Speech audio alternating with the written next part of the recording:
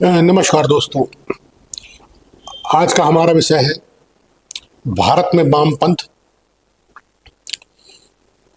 उसका उदय और उसका पतन।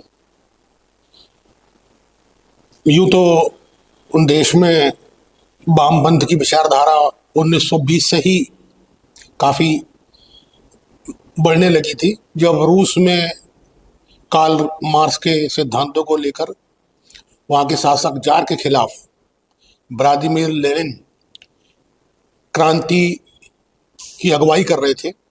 और ये क्रांति बहुत बड़ी क्रांति मानी जाती है अब तक के इतिहास में। और उसी कार्ल मार्क्स के सिद्धांतों और व्लादिमीर लेनिन के संघर्षों को लेकर भारत में भी कुछ वर्ग में ये मानना था, कुछ वर्गों का ये सोचना था कि इसमें ये जो सिद्धांत है कार्ल मार्क्स का, वो भारत के लिए बहुत ही प्रासंगिक है। तो कुछ लोग उसमें जुड़े, इकट्ठे हुए, बुद्धिजीवी थे। लेकिन इसका भारत में वास्तविक स्वरूप, रूसी क्रांति जब सफल हो गई 1924 में, तब भारत में एक संगठित रूप से भारतीय कम्युनिस्ट पार्टी का गठन हुआ। और उसके बाद कम्युनिस्टों ने रूस के जो फॉलोअर थे या उनके जो समर्थक थे और जो वहाँ की क्रांति हुई थी, उनके उद्देश्यों को लेकर यहाँ पर भी चलना चाहा। और इसके बाद उनका संघर्ष शुरू हुआ।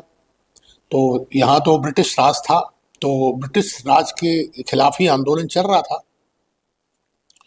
तो जब कम्युनिस्टों का संघर्ष शुरू हुआ तो भारत में ये कम्युनिस्ट तय नहीं कर पा रहे थे कि हमें करना क्या है। लेकिन फिर उन्होंने एक राय बनाई कि हम जो है रूस का जो सिद्धांत रहेगा या जो रूस का सोच रहेगी, हम उस आधार पर अपने आप को आगे बढ़ाएंगे। तो उस समय जब कम्युनिस्ट पार्टी का गठन हुआ 1925 में, तो रूस और इंग्लैंड के संबंध कुछ बिगड़े हुए थे। और इसलिए भारतीय कम्युनिस्टों ने अंग्रेजों के खिलाफ संघर्ष में, अंग्रेजों के खिलाफ संघर्ष किया। उसमें उन्होंने अंग्रेजों के खिलाफ संघर्ष करने में कांग्रेस का भी कुछ साथ दिया, क्योंकि वो अंग्रेजों के खिलाफ संघर्ष में कांग्रेस लीड पार्टी थी, वो लीड कर रही थी उस संघर्ष को। लेकिन द्वितीय विश्व युद्ध के बाद अंग्रेजों के संबंध, ब्रिटिश राज के संबंध रूस से अच्छे होने लगे। तो भारतीय कम्युनिस्टों ने अंग्रेजों का साथ देना शुरू कर दिया और वो अंग्रेजों के समर्थन में आ गए। और यही कारण था कि 1942 का कांग्रेस का महात्मा गांधी के नेतृत्व में जो भारत छोड़ो आंदोलन चलाया गया था, जिसमें उनका नारा था करो या मरो, उसमें उन्होंने अंग्रेजों का साथ दिया था। क्योंकि रूस के संबंध ब्रिटिश से अच्छे हो गए थे, तो उन्होंने रूस के साथ जो है चलने में अपनी भलाई समझी और उन्होंने अंग्रेजों के समर्थन में अपना मत दिया कि हम अंग्रेजों के साथ हैं और हम भारत छोड़ो आंदोलन से पूरी तरह से अलग हैं, हमारी दूरी है। ये उनका अपना भारतीय कम्युनिस्टों का मत था, उनकी राय थी, उनकी विचारधारा थी। लेकिन जब भारत आज़ाद हुआ 1947 में, तो कम्युनिस्टों को भी चाहकर चुनावी राजनीति में आना पड़ा, क्योंकि भारत एक लोकतांत्रिक देश बना। तो उनका जो सिद्धांत था वो तो अपनी जगह था, लेकिन उन्हें जो भी करना था वो चुनावी राजनीति में ही करना था, और इसलिए चुनाव लड़ना उनकी मजबूरी भी थी और ये उनका स्थान बनाने के लिए जरूरी भी था भारतीय राजनीति में।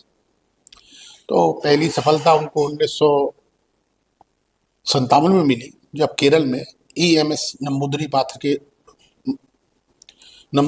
के नेतृत्व में कम्युनिस्टों की सरकार बनी। लेकिन जैसे ही उनकी सरकार बनी तो वहाँ पर जातीय संघर्ष शुरू हो गया, और यह संघर्ष विशेषकर ईसाइयों और हिंदुओं के विरुद्ध था, बीच में था। और ये इतना बढ़ गया था कि केरल एक अशांत राज्य बन गया था और ये पूरे केरल की मांग थी कि ऐसी सरकार हमें नहीं चाहिए। और यही कारण था कि केरल सरकार को 1959 में बर्खास्त करना पड़ा। और उसके बाद हालांकि कम्युनिस्टों ने वहाँ अपनी जड़ जमा ली थी, तो वो वहाँ सरकार में आते जाते रहे और आज भी वर्तमान में कहें तो वहाँ कम्युनिस्टों की सरकार है पिनराई विजयन के नेतृत्व में। इसी तरह एक राज्य और था जहाँ कम्युनिस्ट ने अपनी बहुत जड़ जमाई। एक राज्य था बंगाल, पश्चिम बंगाल। नक्सलाइट मूवमेंट के बाद वहाँ पर कम्युनिस्ट पार्टी का बहुत तेजी से उदय हुआ और जो तत्कालीन सरकार थी सिद्धार्थ शंकर रे के नेतृत्व में, उसने बहुत जबरदस्त तरीके से नक्सलियों का दमन किया था। और जब ये दमन किया तो काफी वर्ग जो है वो कांग्रेस के खिलाफ हो गया और इसका पूरा लाभ जो है कम्युनिस्टों ने उठाया। और कम्युनिस्टों ने 1977 में पहली बार पश्चिम बंगाल में अपनी सरकार बनाई और वो सरकार लगातार 33 साल तक चलती रही। और ज्योति बसु जो है वहाँ के अगुआ रहे उस सरकार के और उनका बड़ा नाम हो गया था कि भाई ज्योति बसु को हराना बहुत मुश्किल है। लेकिन ऐसा नहीं था। अधिकतर चुनाव में 77 से लेके और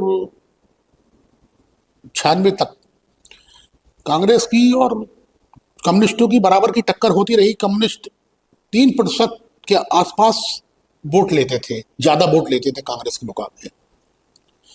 और एक बार तो ऐसा आया कि कांग्रेस के उनके 2.5% वोट ज्यादा थे और कांग्रेस के इतने अच्छे प्रतिशत होने के बाद भी कांग्रेस वहां सरकार नहीं बना पाई थी और भारी बहुमत मिला था बंगाल को। यही भारत की चुनावी राजनीति है कि 2.5% ज्यादा वोट लेने के बाद भी वहां कांग्रेस की सरकार नहीं बन पाई थी।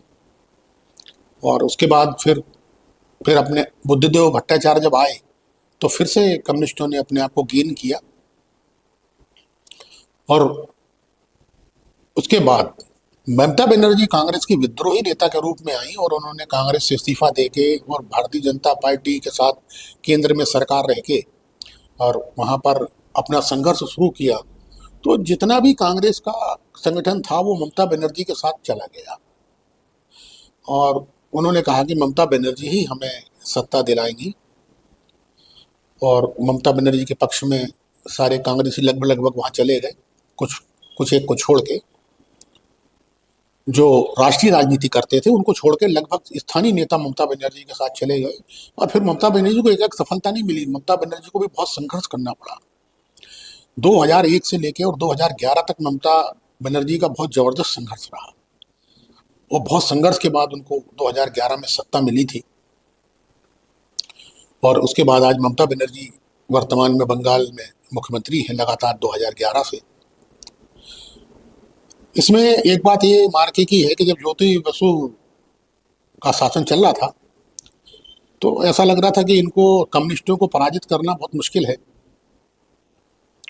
और इसी तारतम्य में एक बार अटल बिहारी वाजपेयी ने प्रस्ताव रखा था 1995-96 में कि अगर सारे विपक्षी दल चाहें तो हम वहाँ पर एक राष्ट्रीय सरकार के बारे में सोच सकते हैं।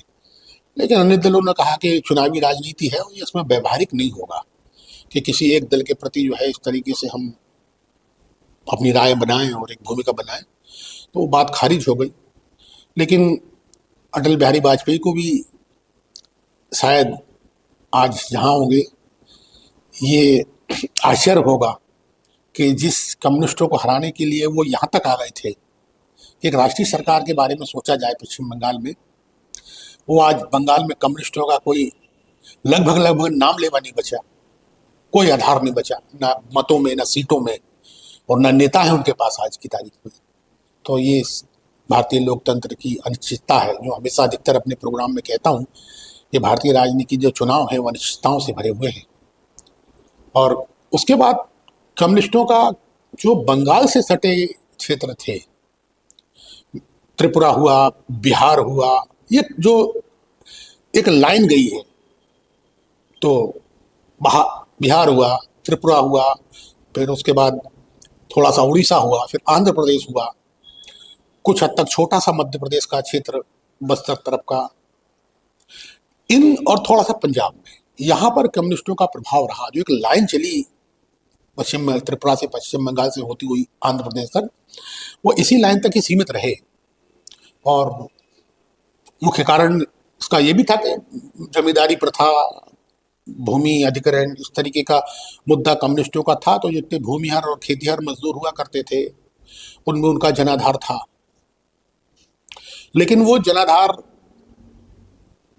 इस स्तर पर नहीं था कि वो कुछ विशेष ज्यादा कर पाए, लेकिन हाँ, वो एक जनाधार बनाए हुए थे, क्योंकि उनकी विचारधारा जो थी उसमें जहाँ प्रबुद्ध लोग भी उसमें भागीदारी करते थे और मजदूर तो थे ही।